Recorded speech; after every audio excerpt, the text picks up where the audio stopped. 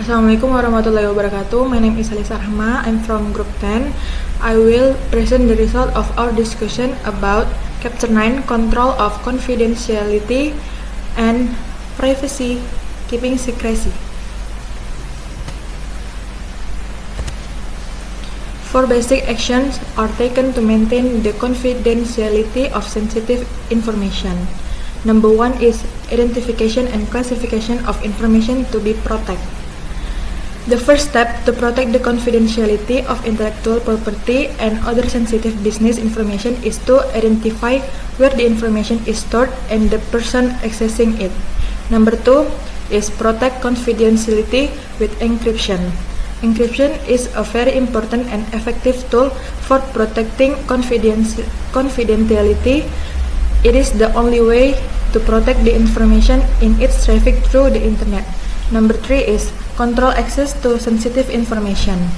Organizations need to protect sensitive information throughout their life cycle, including distribution and disposal, regardless of whether it is stored digitally or physically. Number 4 is training. Training is the most important control to protect confidentiality. Employees need to know the type of information they can share with outsiders and the type of information that needs to be protected. Next, privacy. The privacy principle of the trust service framework is closely related to the principle of confidentiality, the main difference being that it focuses more on protecting personal information about customers, employees, suppliers, or business partners rather than organizational data. Identification of information that needs to be protected, encryption, access control, and training. Next is privacy control. The first step to protecting the privacy of personal information is to identify the type of information the organization has, then implement controls to protect that information. Next is privacy problems. Two main problems related to privacy are spam and identity theft. Number 1 is spam.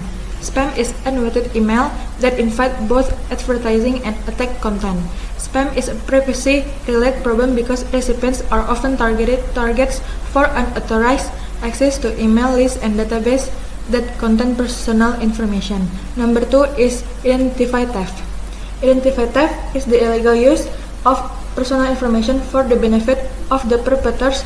Frequently, identity theft is in the form of financial crimes in which the offender obtains a loan, opens a new credit card in the name of the victim, and sometimes loots the victim's bank account.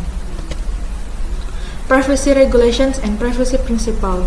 10 internationally recognized best practice for the protecting the privacy of customers' personal information. The first is management. Second is notice. Third is choice and approval. 4 is collection. 5 is usage and retention. 6 access. 7 disclosures to third parties.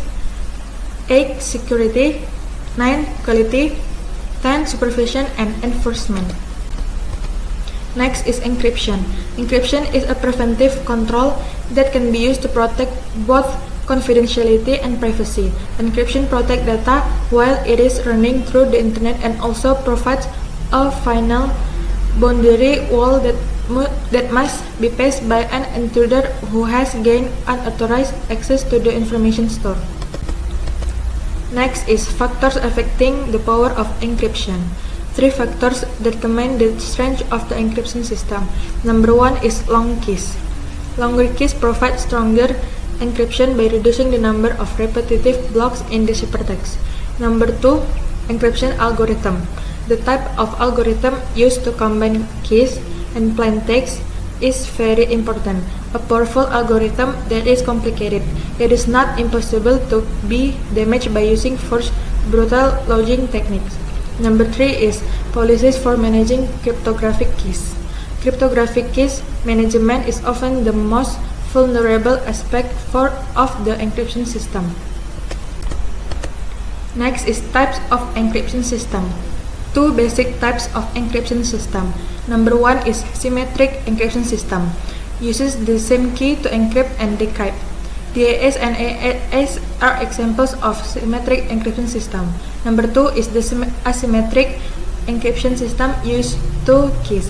One key is called a public key, widely distributed and available to anyone. The other key is called a private key, which is kept secret and is known only to the owner of the key pair. Next is hashing. Hashing is the process of changing plain text of file size and creating a shortcut called a hash. Hashing differs from encryption in two important aspects.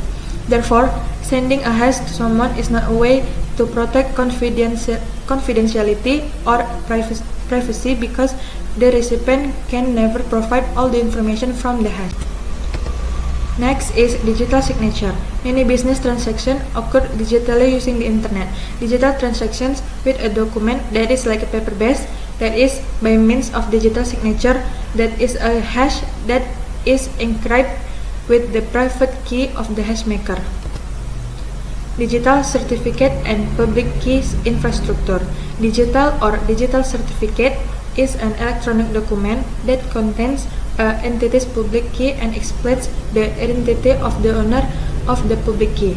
A digital certificate is also issued by an organization called a certificate authority or contains a digital signature authorizing the certificate in it to prove its authenticity.